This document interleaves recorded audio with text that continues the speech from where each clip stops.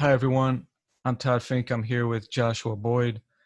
Josh is a licensed professional counselor and therapist at Owens Counseling.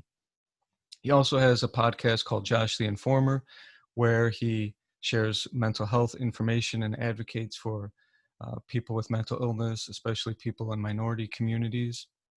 And he's also a gymnastics coach, and he's been an important voice in the wake of the tragic death of George Floyd. And so I thought it would be great to connect with him today and have a little bit longer dialogue about what we're struggling with, what we're all going through, and how we can make sense of this fight against racism, how we could understand it better, and how dialogue can help and help us explore some of the nuance and the complexities of a situation like this with such magnitude.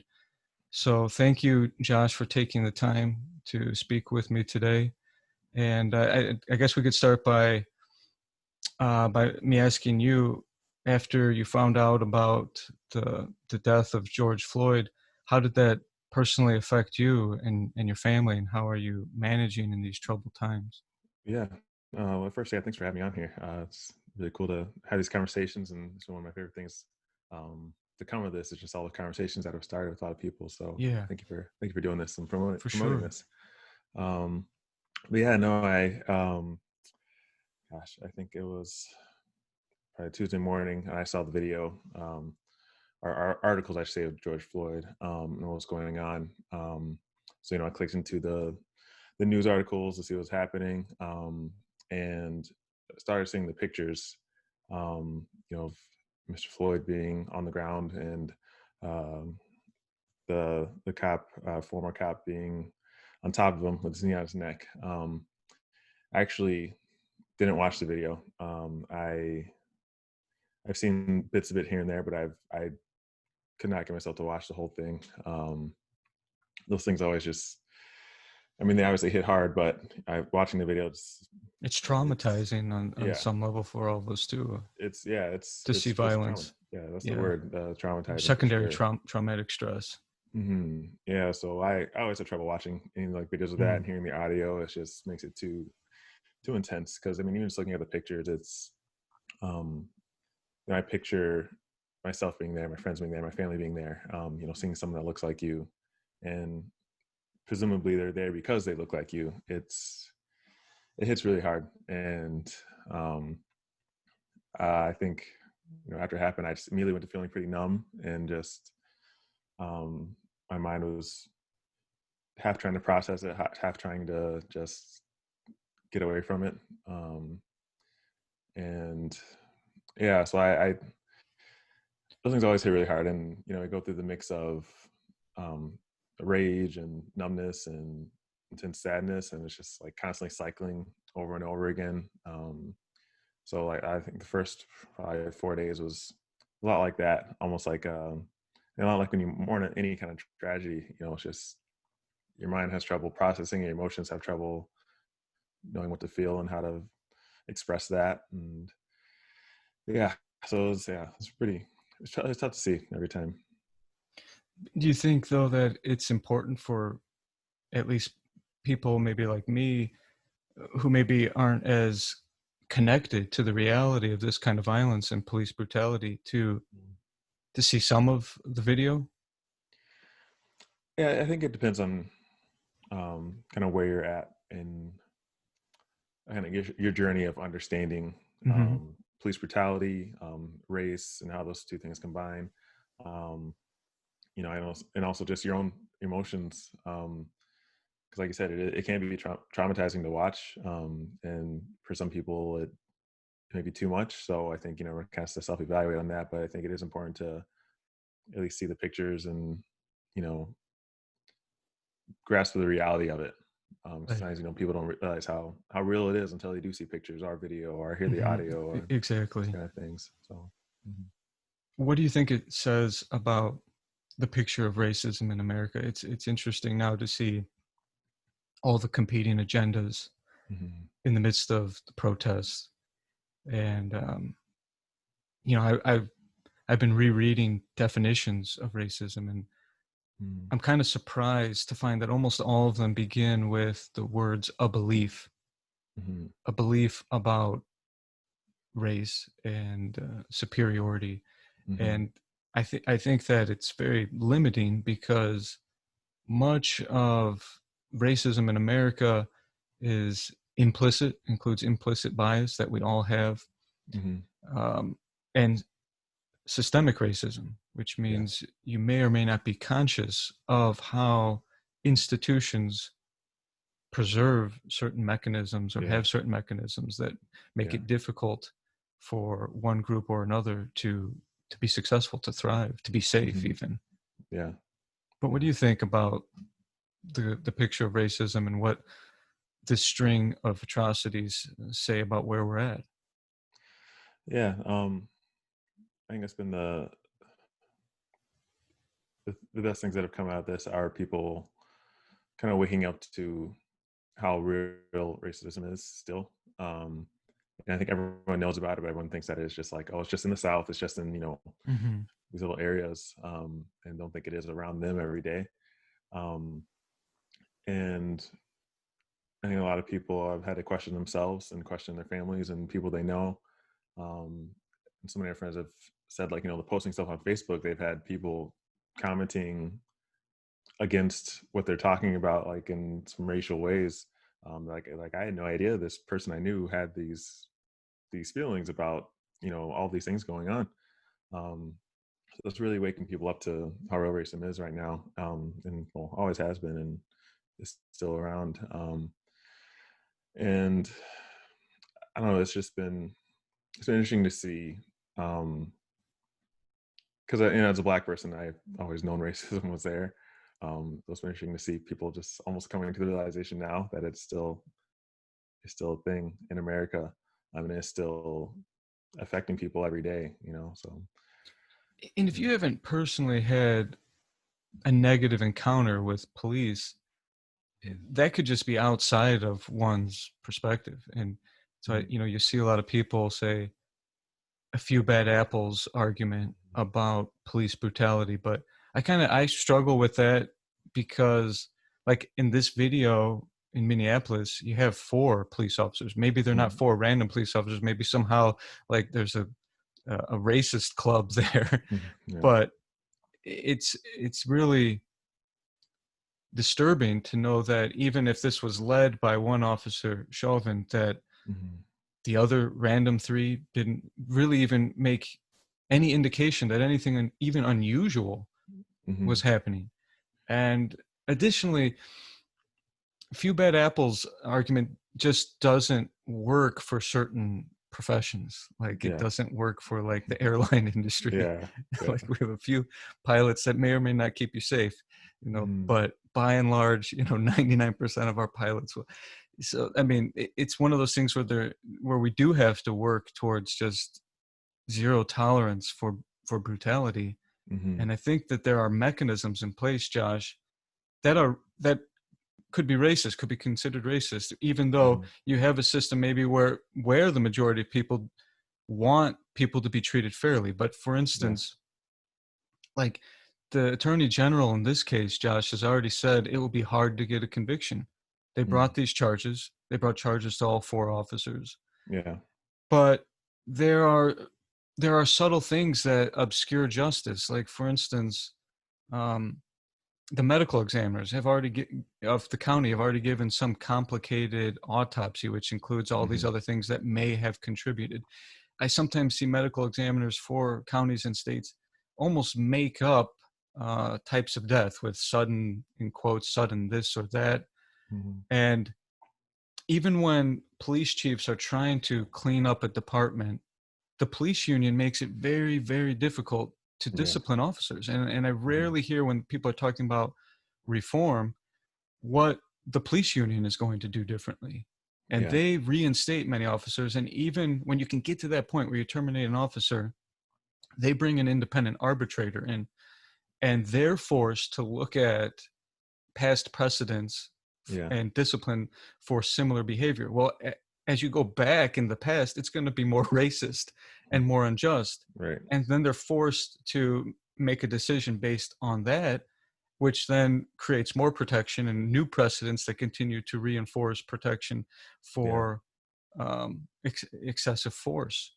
Hmm. And then eventually it goes to a jury, like when these conviction or these charges come to a jury, and they're forced to look at like there's something called reasonable fear, Josh. and, Yeah. and it's like it's hard to disprove the Hmm. way an officer was feeling. Yeah. So there are Yeah. there are little things like that that I think people don't understand about Hmm. systemic racism and protecting it. And we've seen it Yeah. in other institutions where even if there were only a few bad apples, they're going to be safe. And then it actually can invite a culture of racism or a culture of abuse or a Hmm. culture of brutality. Yeah. Um, but is there anything else that you think people ought to pay attention to when it comes to systemic racism in America or institutional racism? Or are there other Yeah. dimensions that we're not that we're oblivious to beyond just, well, I don't want people to be mistreated? Hmm. Yeah. Yeah. And real quick, the few bad apples thing. One of my Yeah. friends pointed out that the whole quote is a few bad apples spoil the whole bunch. So it's everyone sees that quote to be like, oh, it's just a few bad apples in there. It's no big deal. It's like, A few well, bad the whole apples spoils the yeah. so like yeah, it's a few bad apples is a problem. Hmm. But yeah, no, with a lot of people don't, again, like you said, don't realize how systematic everything is. Like we look at things like historical abuses where there's like the banks where how they will give loans to certain groups in certain areas and not to others. The whole like redlining. If you look that up, just a lot of Especially in things that Chicago. yeah, a lot of things play into keeping certain groups up and certain groups down. Um, so we see that when it comes to the economy, and we see that when it comes to um, it's getting better. It's better now with education and things like that. But there's a history of that, where you can only get into certain schools and they only accept certain things that Black people or other minorities wouldn't have an opportunity to have. Um, and then yeah, in the police system it is very hard. Like they'll protect their own, even if they are wrong, and if they do get, you know, if they lose their job, they'll still keep their pensions and they'll still reap a lot of the benefits that they don't deserve after some of the wrongs they've committed. Um, so yeah, it's a bigger issue than just racism, and I think a lot of people like are against a lot of the protesting will be like, oh, they're making this into a race war, and it's minimizing the issues. It's a very complex thing. It's not just race. It is police brutality. It is systematic issues. It is um, training of the police and how they try to de-escalate, or if they do even try to de-escalate a situation. Like there's so many factors, and I think it's slowly starting to get out there, and I think take the forefront of some of the conversations.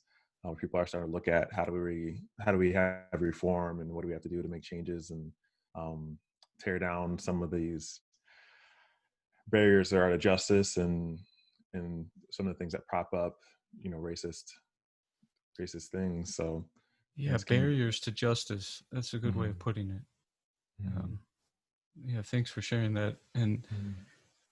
I think you're right. And it's an opportunity though for people to really challenge what they know, because there's so many knee-jerk reactions in this. And for me, I have found that, well, actually all throughout the study of psychology, and you would understand this also, that there's just many things that are counterintuitive. Yeah. Like our emotions can be counterintuitive. They're Mhm, programmed from past experiences and genetics and environmental exposures and so on. mhm. So this is this is an opportunity for everyone to challenge themselves, to Yeah. educate themselves further, especially if it's something that you're reacting to, but it's not really in your sphere of expertise. Yeah. Like, so for me, been taking a lot of time just to try to hear the new other perspectives, to educate myself about Mhm, history and the effect systems have on people that are different than me. And mhm. if we don't do that, we will really be at an impasse. I'm Yeah. also, like, for me personally, like I get a lot of questions as a mindfulness teacher about what to do in your family and in among your friends that just will not participate in open, respectful dialogue, or they're very Yeah. attached to views that they feel is racist. Yeah. And that's challenging for me to know what to say. Mhm. But I see so many people jumping into this cause, and I see that so many are motivated by goodness. Of Mhm. course, when you have massive protest, yeah, there's opportunities for people to sabotage that. That Yeah. to me, though, that goes along with unrest. When Yeah. there's that much tension, yeah, it does create an element of danger for everybody. But we need Mhm. to see how these dominoes are all falling down and not Yeah. lose sight of some of these deeper issues, because eventually riots will die down or protests will die down. But if the Mhm. same barriers to justice remain, then we're not, we're not beyond this. Yeah. So Yeah. yeah, anything else you want to say about that? Yeah.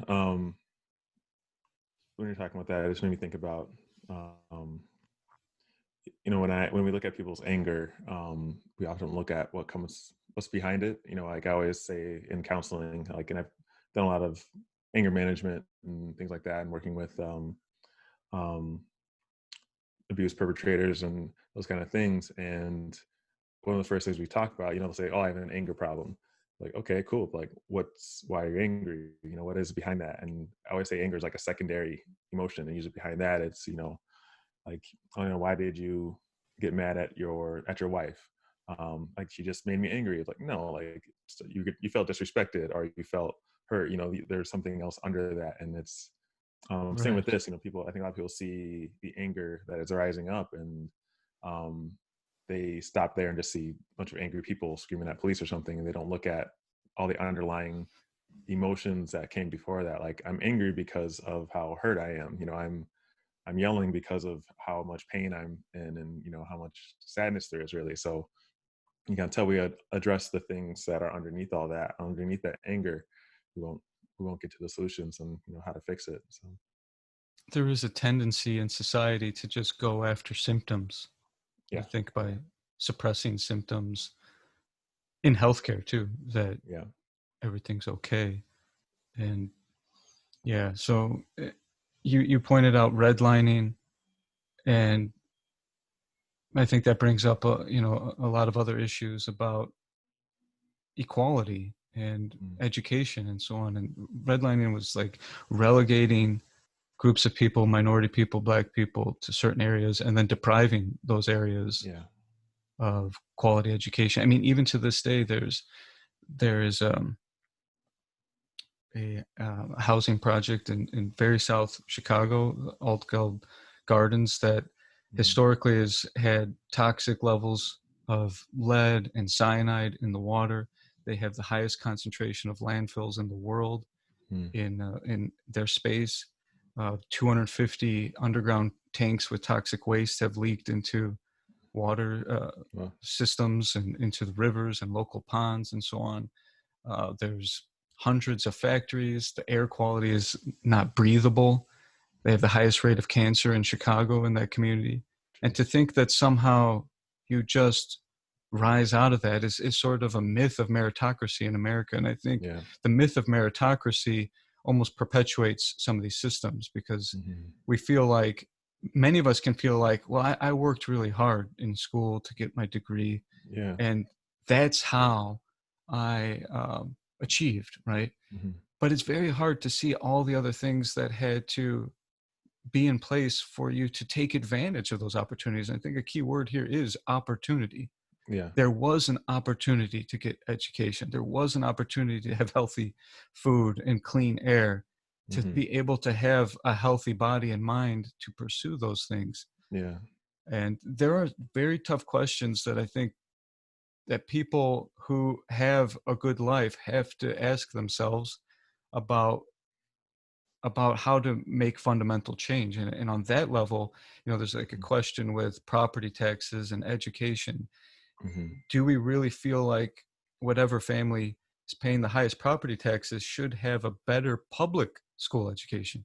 Hmm. I mean, I resist that and in my study of social dominance theory and how it connects to so many other problems, even Yeah. climate change, Hmm. I always push back on that, because if you think about something like roads, just because you're paying more in property taxes doesn't mean you get a separate interstate Yeah. to Chicago. But those are tough, um, subtle dimensions of this Yeah. that people will have to wrestle with. And I hope they will. I hope that as we take a deeper look inside of ourselves and deeper look at the systems in place, people will open their heart. I mean, in mindfulness and meditation, I feel like you step away, you sit quietly, and you face the inner turmoil, Hmm. and you sit with that. And then when you recognize it, because so much happens without us being able to see it, you Yeah. sit with that, then you can contemplate it, and then you can become more peaceful. Hmm. And I feel like an ethical life in the world is sort of the other side of that coin. Like meditation is almost the passive side of change, and then there needs to be some sort of outward Hmm. action of compassion. Yeah. And that's an example, though, I think of a tough question that people are going to have to ask themselves, along with something like the reforms that Hmm. are being asked for. Yeah. And I mean, I feel like some of these specific changes, like banning chokeholds and stuff, are probably necessary. Is a good start, but Yeah. I was also thinking, like, isn't killing unarmed, non-threatening Black people, isn't that banned yet? Yeah. So, Yeah. um, Yeah. and so there's, I think, something deeper, and I also think people want some kind of opportunity or path to accountability. It's like I was Hmm. saying before with these, what you were saying with barriers to justice and the mechanisms that I see in place that protect bad behavior or corruption. Yeah. In the end, there's no accountability when you get an acquittal for something like this from a jury, Yeah. because the governor can say, I pressed the mayor to do the right thing. The mayor, they brought in a minority police chief and told them to clean up the department, and the police chief can say, we fired these officers immediately, and asked for charges to be brought. The attorney general can also be a minority and say, we charged them to the full extent of the law, Hmm. and we've prosecuted them. And then jury can be forced to look at things like qualified immunity and reasonable fear. Yeah. And when they get acquitted, it's a group of people on the jury doing what they're forced to legally, and Yeah. and no one is accountable. Yeah. Yeah. So we need to really explore fundamental change. But there are some reactions that we see in people, Josh, when Hmm. you even try to touch the idea that we need to change things on a fundamental level. Yeah. And I think a big one right now is just this. There's a knee-jerk reaction to Black Lives Matter. I think Black Lives Matter probably has more depth than many white people like myself maybe would understand on the surface. But Yeah. what does Black Lives Matter mean to you? Yeah. That's it comes down to just accepting us and valuing us as much as anyone else, any other life. There's a lot of people I think look at Black people and I think have pity for them. One of my friends was talking about how she talked to her daughter about racism. I can't remember how old she is now, but she was talking about it, and her daughter was talking about, man, like I have this Black friend and that Black friend, and her daughter was crying, thinking about about racism and how people could hate her friends just because of the color of their skin. Um, and her mom was like, no, we don't need you to pity them or think, like, oh, poor Black people. Like, we need you to stand next to them and see them as equals, Mhm. and help other people see them as equals. And I think that's where it's at. Like, I think a That's a lot of good people will point, admit that. Josh. What was that? That's a good point. Hmm. That it's not a you're not asking for people to just feel sorry for, Hmm. for the Yeah. plight of the community. Yeah. So, and it's about also appreciating us, appreciating our culture. Like it's, I mean, there's even the little things like how I speak, even like it's like I change how I talk depending on who I'm talking to, you know, and that's always been a thing. You know, Black people, um, particularly in academia and like, you know, professional circles, they'll tell you all the time, like we have to kind of mask certain things because certain things about our culture, our vernacular aren't accepted in certain circles, you know, and like, um, it's, even little things like that, like valuing those parts of ourselves and respecting those parts of ourselves and loving those parts of ourselves, and you know, from white people loving that about Black people, um, and yeah, because we have a rich, deep history and culture, and those, it's not very,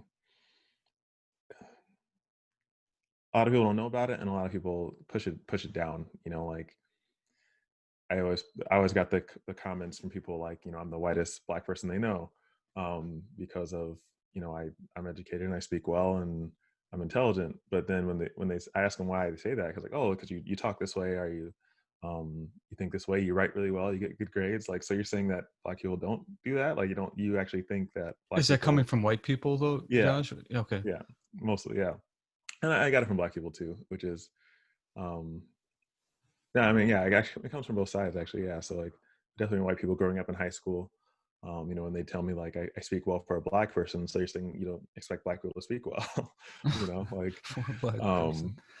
um, and then also that if I didn't, they would think less of me. You know, that was kind of also the takeaway from that.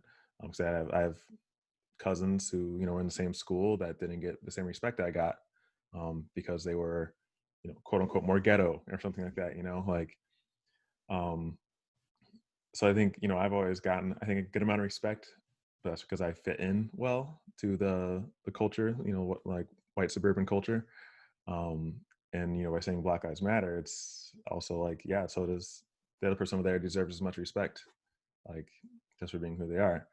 Um, but yeah, so I don't know if I fully answer whatever question you asked. I kind of Well, went yeah, off. but also like there seems to be this kind of visceral reaction from a lot of people when they even hear Black Lives Matter. They almost find it threatening, Hmm. and so people keep pushing back with, "Come on, all lives matter."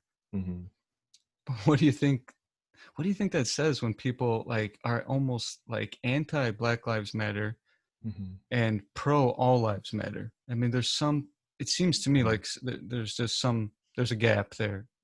Yeah, all my friends have mentioned that. I think it's a way for them to like turn a blind eye to the issues, and it's like, oh no, I love everybody, it's not it's okay, like, and it's just it's a very easy way to look at it, and it's very easy to say all lives matter and just be like, yeah, see, I'm not racist, I love everyone, and then go about their day. It's really Yeah. hard to accept and process the idea that, okay, maybe in America Black lives do have less value based on, you know, the systems and things in place. So it's really hard for people to admit that, to themselves, especially. You said something. I think it was you who posted something about.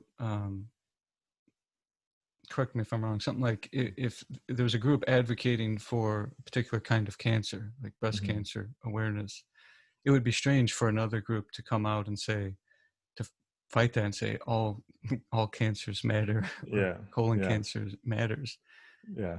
And so why does that not happen in those instances? But it happens here. And you know, I also I guess like when you bring a collection of words together, the the sum is greater than the parts. Black Mm-hmm. lives matter, all lives matter. Um, I've been just trying to process that on a deeper level, and when you think about it in terms of justice and the history of America, that language was used, but it's not what it meant. So it's almost like if a person's saying all lives matter, Mm-hmm. it means that we have changed its original definition. Because like Yeah. liberty and justice for all didn't actually mean everybody. It meant white men when it was Mm-hmm. written into our founding documents. Yeah. and voting for all, or voting rights for all, it didn't mean what we think all means. Hmm. So somewhere along the way, if we're going to say now it doesn't mean what it was intended to mean then, that would be something. But also as a person that values meditation, mindfulness, or compassion, if somebody's saying something about my life feels like it's being overlooked, or I feel like I'm being left behind in some way, it would be a strange response for us, Josh, in counseling, like to receive a patient, no matter what their condition, and to try to push back on them. Like, no, this Yeah. isn't your experience. Our first, I think our first duty is to listen non-judgmentally. Right. You know, it's like Yeah. if everyone could get just like a little bit of education on what empathic listening is all about, and how we're able to build connections with clients in the Hmm. hospital or in counseling practice. You have to really try to take in the perspective of the other person, Yeah. and maybe from there you find, well, it would be healthy to redirect in some certain ways, but you first want to meet that person um, and enter into empathy with them. And so I Hmm. see, like, sometimes there's just so much resistance to that. I was trying to think back of, like, if there's any experience in my life that could maybe illustrate that more. But I thought of this time when I played basketball as a kid in junior high, I think it was, and our team was really good. We were winning lots of tournaments. And I remember one, maybe it was a championship game where it was a blowout. And I was saying to the coach, I think it'd be cool if everyone could play in this game because Hmm. we're so far ahead. And he acknowledged that. He's like, yeah, everybody should play today because this is pretty much wrapped up. Yeah. But as we neared the end of the game, I realized like one person hadn't got in, and so I wanted to be like, hey, you said everybody was going to play, but I really needed to be like, Jeremy hasn't played yet. Hmm. you Yeah. know and so I mean, I wish people, whenever there's people advocating for rights or for needs, if we could pause and just find out where are you hurting, where's your pain, Hmm. and how can I be helpful. I mean, to me, that's like the compassionate, the wise response. And if that's not coming naturally, we can look into that within Yeah. ourselves. you know. Yeah. And yeah, go ahead. Oh no, I was just gonna say, yeah, it definitely is a learned response. Like Mm. people tell me I'm a good listener, but I had to practice it. It's something I had to learn to do. I had to learn to have empathy for people I would normally have some prejudice or bias towards. I had to learn to see everyone the same. Like it, even for me, like as a Black person, I have my own biases towards certain people that I've had to address. And it's a hard process. A lot of people don't want to go through, for sure. But it's super necessary. And now that I've done that, I've been able to, especially in counseling, be able to have anyone walk in the door and be able to see them as a human. No matter what they've done, no matter what they did beforehand or what's been done to them. Mm. I can meet them where they're at and have compassion for them. And I said, even working with again, like abuse perpetrators, people that were court mandated to come for abuse treatment, like I was able to see them and understand them and see them as just as human as the rest of us. Um, which you'd think that someone like that it'd be hard to do, but when you learn to listen and remove some of the biases, it's possible. Also, Josh, you were responding to people saying, does Black Lives Matter care about Black on Black Hmm. violence? Could you explain again your Yeah, interpretation there, or your response to? yeah, definitely happy to. Because that's something we see a lot. And even I even know, like Black people that will challenge Black Lives Matter due to the fact that they never challenge inner city violence, gang violence, and things like that. So people will say, if you really believe Black Lives Matter, you would be protesting all these other deaths and quote unquote Black on Black violence and things like that.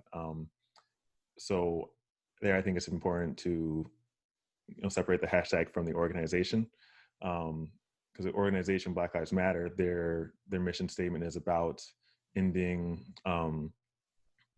basically like systematic racism and um, things that happen from like vigilantes. So like the George Floyd incident, that would be something Black Lives Matter protests about.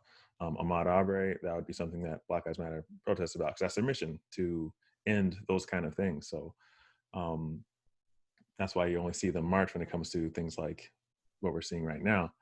Um, and a lot of people will use that to discredit them. But again, going back to like the cancer thing, like they're just like we have organizations that raise money and do things for breast cancer. Black Lives Matter does things for like more dealing with police and racism like that. That's what they're about. So um, and of course, yeah, then the hashtag Black Lives Matter is more maybe all encompassing, but in general, the organization Black Lives Matter is focused on a certain type of racism and violence. And when people say you don't care about those other Black lives, you don't care about gang violence and people dying in the city. Mm-hmm. I mean, how does that personally affect Black people aside from the Black Lives Matter movement? Do you mean like how does it feel when someone like says To that? know that there, yeah, that too, and just knowing that there is this problem, right? That there is this violence in Chicago, Mm-hmm. in particular, and it doesn't seem like there's anything happening to really get a grip or solve it once and for all. Yeah, But I yeah, can't imagine that that doesn't affect Black people yeah. outside of that.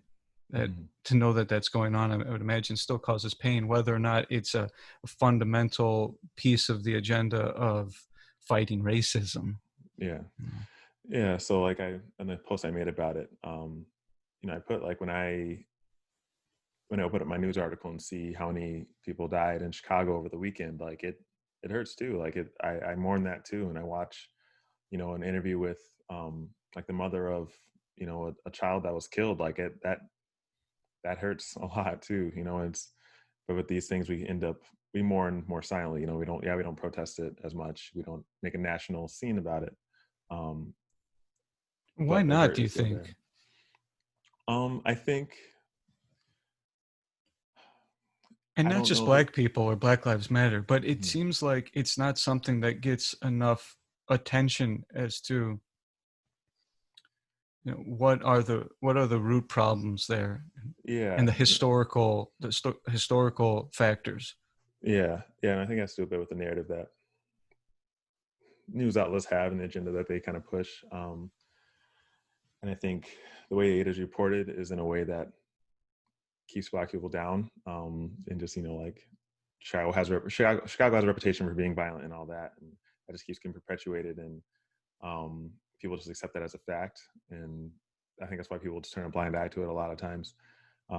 But there are local organizations that do a lot for trying to end violence. In the post I made, I put a lot of links to a bunch of like inner city organizations that do protest locally. Like I put a couple video links in there too, where there are students that did walkouts protesting gun violence in their community, and there's people that marched downtown about it and had it was covered on the local Hmm. ABC Chicago news, but of course that doesn't spread nationally, so people don't see it and don't think it's happening just because they didn't see it on the news or on Facebook. I do think some of the sweeping under the rug that happens with mainstream media with that kind of violence is another form of subtle racism or unconscious racism. Mm-hmm.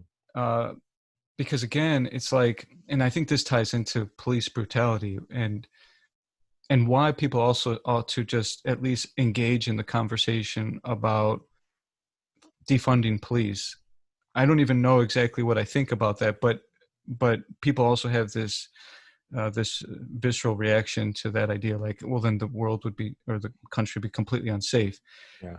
But at least I think it's at least worth people exploring this idea of of the role of police. Like, Mm-hmm. we want the police to solve all these social problems in theory, and the Mm-hmm. funding is to have them deal with what really is a mental health crisis in America, to be the Mm-hmm. first responders for suicide, for psychosis, for wellness checks, to be Mm-hmm. social workers essentially. And Yeah. we know how much education and training it takes to become a social worker, but Yeah. often this is turned over to the police. Homelessness, um, and so on. And so they're they're equipped with guns. They're trained in taking taking problems and dealing with them in a forceful way, in a Yeah. coercive way. And whether we can really move to defund the police or not, I do think we have to ask ourselves, how do we get better at building a fence around this cliff that prevents our children and vulnerable people from falling off? Whereas Mm-hmm. up until this point, we've just said, how can we get better and better ambulances at the bottom of this cliff, better and Yeah. better paramedics that come take care of it after it's too late, Yeah. really. That's a good way to So put it. Mm-hmm. that's kind of what comes to my mind when I think about defunding. I think about refunding and Yeah. preventative measures.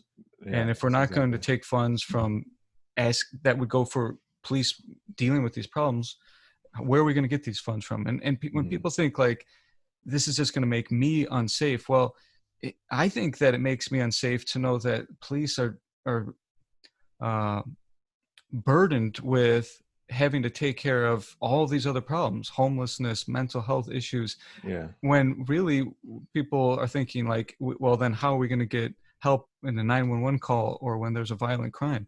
Yeah. Well, how are we going to achieve that when we're asking them to do all these other things? Yeah. So Yeah. And just with the defund the police idea, I think a lot of people that are against it think it's like give no more money to the police and they're just not going to have any funds to work with. That's not the case. It's about, like you said, refunding, like changing um, where the money is going to. So I think it's LA. Um, right. the mayor just announced like, yeah, they're going to say divert like 150 million from the budget for police and put it into local community project, programs and such Yeah. like that. So it's not that the police aren't getting money anymore. It's like maybe they'll get less military grade gear, but Right. it's And but we yeah. have evidence that shows if we provide more counseling, more extracurricular activities for kids, Mhm. more social work programs, more opportunities for homeless people to get help, to get education, you Yeah. you can lower crime. I mean, so Mhm. this is an opportunity for the country to come together and really start to rethink these problems and think about them in a deeper and more fundamental way, Yeah. because we're operating off of old systems. Hmm. And even though there may be non-racist people that we elect, until we can drill into the details of these systems and start to unpack them, Yeah. they may become helpless in on this hamster wheel of outdated ways of doing things. Yeah. Yeah. People look at some issues, like say with gangs, for example, like prevention is usually the most effective thing. We're not gonna just walk into the city and break up, a prominent gang in the area. That's just not gonna happen. Um, but what we need to do is prevent people from going into the gangs in the first place, right? And like you said, it is about education, providing opportunities. A lot of times, joining a gang is it feels like the only option for a lot of people That's in right. some of these areas, right? And That may be um, the best economic opportunity yeah, in like the some of only way those how to make neighborhoods. money is maybe selling drugs or that kind of thing. Like that's a real thing. So providing more opportunities and stimulating the economy in those areas is huge. And like I used to work at I worked at an after school program in the city for a while. Where I would teach dance. Um, so the point of that school was, we have the kids at school, then we have these after school programs that get them involved in all these different activities, whether it be, learning how to write a book or give speeches or play a sport, do dance, like giving all these kids opportunities. And, they go home and then, spend time with their family. And then next morning they come back. It's keeping them off the streets and keeping them out of um, a lot of the hardships that are present in some like inner city communities. So it's giving kids other options other than turning to gangs or things like that. So when we start investing more money from the government, from Um, like I think that's where the biggest thing comes from. It's from like government funding and where our property taxes go to, all those kind of things. When they'll start getting diverted to prevention, that's when I think we'll start seeing a lot of changes. Mhm. You also commented on Facebook, I think it was on Candace Owens' Mm. video that has been circulating virally. Yeah. Do you mind sharing your reaction to that and Yeah. your response to that? Yeah. Um, Candace Owens is a hard one. Um, like I think a lot of people think that like a lot of Black people disagree with her opinion because it is a very conservative. I don't like using far right saying that, but it is a very caters to the right wing narrative for sure. Um, I I have trouble with a lot of her videos because I think it does intentionally cater to a certain narrative. I think it does. She intentionally tries to be provocative and you know say a lot of talking points that will get people riled up. Um, that a lot of times I think have nothing to do with the real issues. Like I think her video was like 18 minutes long, and it was talking about the Black community, painting George Floyd as an angel and a martyr, which I've seen very little of. I mean, yes, it happens a little bit where people are like, oh, he was a father and he was, a good person that was in jail but turning his life around. And, she spent 10 minutes just saying how bad of a man he actually was and, talking about his crimes and all that. And like, that has nothing to do with the issues, and the solutions are anything to do with like, even if he was all those things, even if he just murdered someone in a store then walked out, how he died, it still was just like, Right. and so she is arguing a lot of points that are mute points in my opinion. And then a lot of the stats she was giving, a couple of them I couldn't find sources for, but they she would give the stats without giving any background or giving any assessment on why those numbers are. Like we talk about the whole, um, Black, how much of violent crime is committed by the Black community. I think it's around 50%. When it comes to violent crimes, Black people make up about 50% of violent crimes.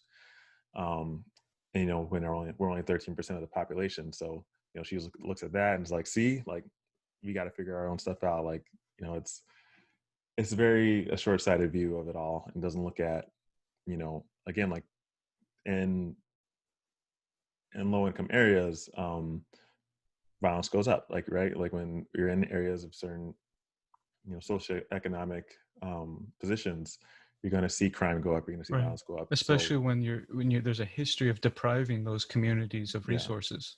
Hmm. Yeah. So even looking at the Black on Black violence thing, one of my friends just commented this morning about how it's the only community where we talk about Black on Black or race on race. Like we don't talk about white on white violence or Hispanic on Hispanic violence. It only comes up when these kind of things happens and people are like, oh well, not go back and worry about your Black on Black violence and come talk to us. And I feel like that's what she was saying a lot. But again, it doesn't look at the fact that why is quote unquote Black on Black violence so high? It's because of the a lot of Black people are stuck in communities where there's less opportunity, lower income. And if you look at where violence rates higher, is where we see a lot of socioeconomic depravity, and that's why there's so much more of that, because Black people are stuck in those environments so much more often and disproportionately. So Yeah. And I mean, I think the same thing happens for other communities, mm-hmm. minorities and non-minorities, Mm-hmm. if they're trapped in um, a low socioeconomic part of the spectrum Yeah.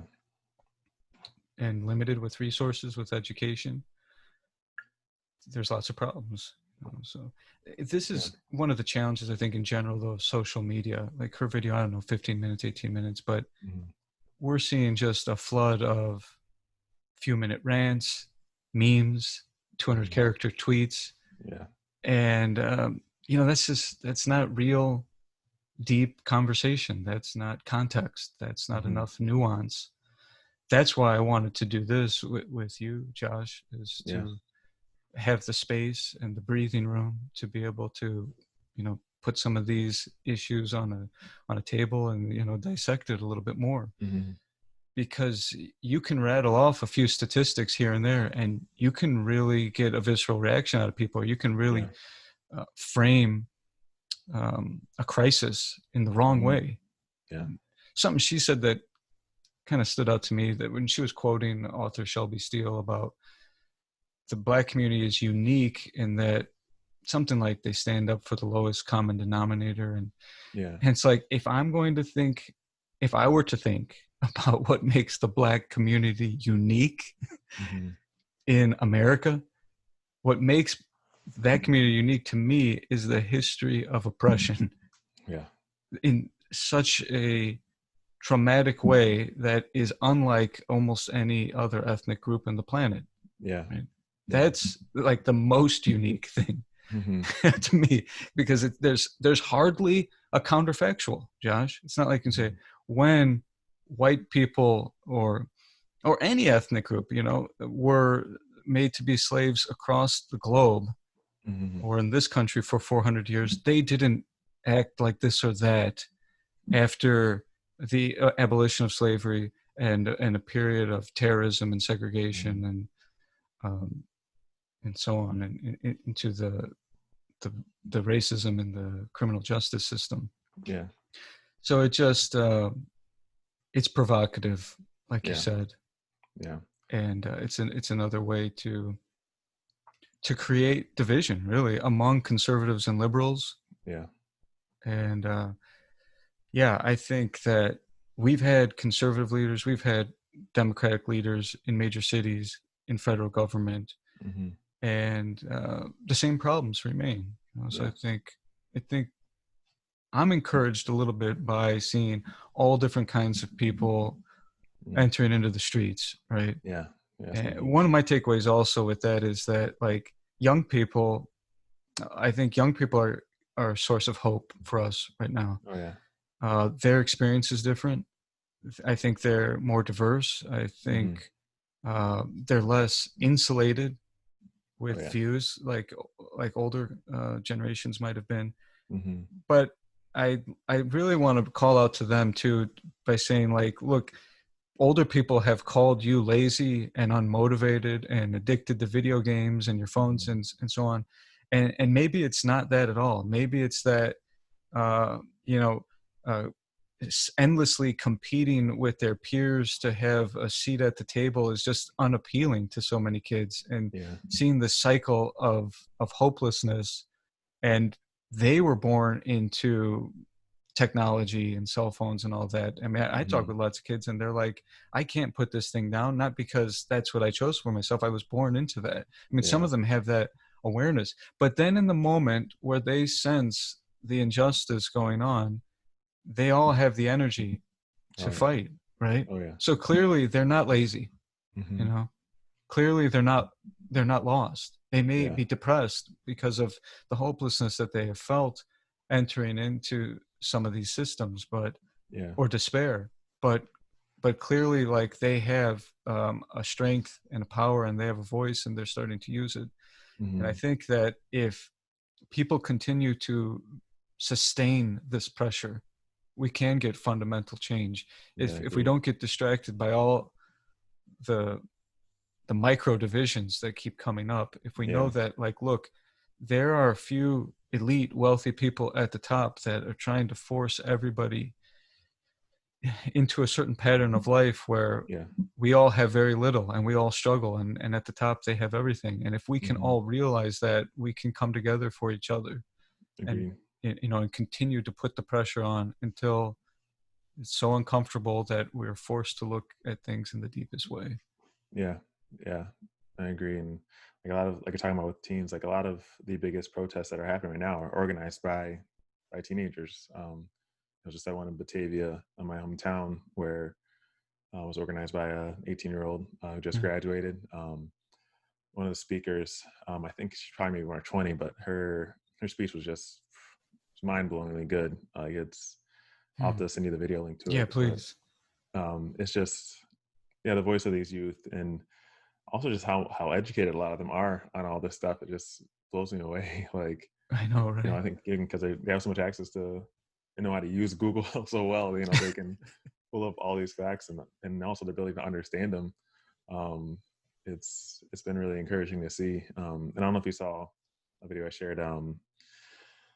I think I titled it something like "Three Generations of Pain," where I haven't seen that yet. there's it's powerful. You have this guy who's 45, this guy who's 31, and then they pull in a boy who's I think 16. So you know they're all like 15 years apart. Um, and the older gentleman is just, you can see how much anger he has over everything going on. Um, and he's talking about how, like, you know, there's not going to be a kumbaya with the cops. We need to just go take ours. And 31-year-olds, you know, saying how this isn't the way. And looting protest or looting and rioting is in the way. Like we have to do something different. Um, and he's saying, you know, he doesn't know what it is either. So he pulls in a 16-year-old kid, and he's telling him, like, we need you to find the way. Like what he's like, what we've been doing with, you know, 31-year-old and 46-year-old, it hasn't been working. So we need you, the youth, to figure this out, because we ain't doing it. So we need you guys to figure out the way. And like, oh yeah, you have to watch that video. It's powerful. It's Yeah, send it to me. That is powerful. yeah, it was, yeah. So Right.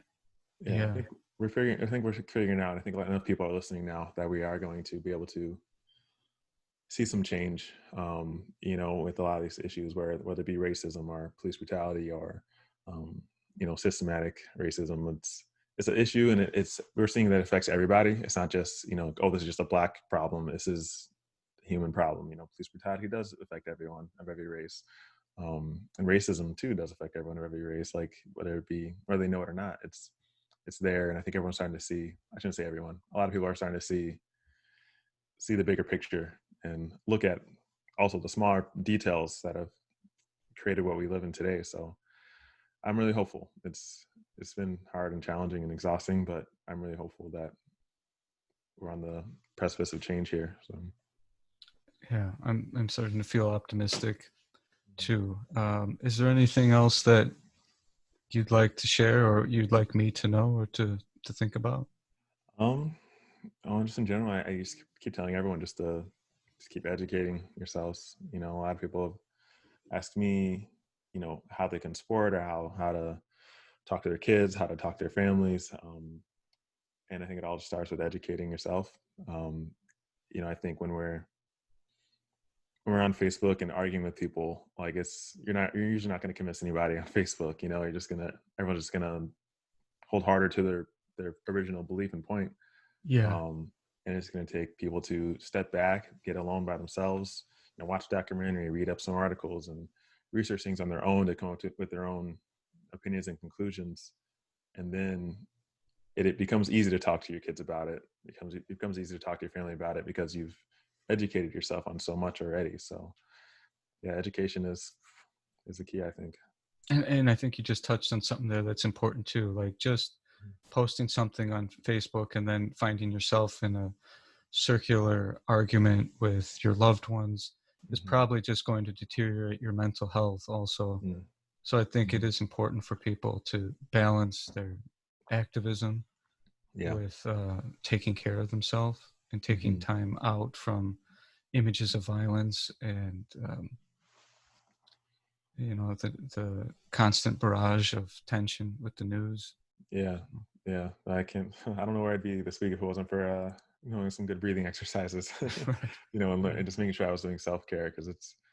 I think that the first couple days afterwards, like I think it was like Thursday and Friday, I was experiencing a lot of hypervigilance, and um, I I had to be.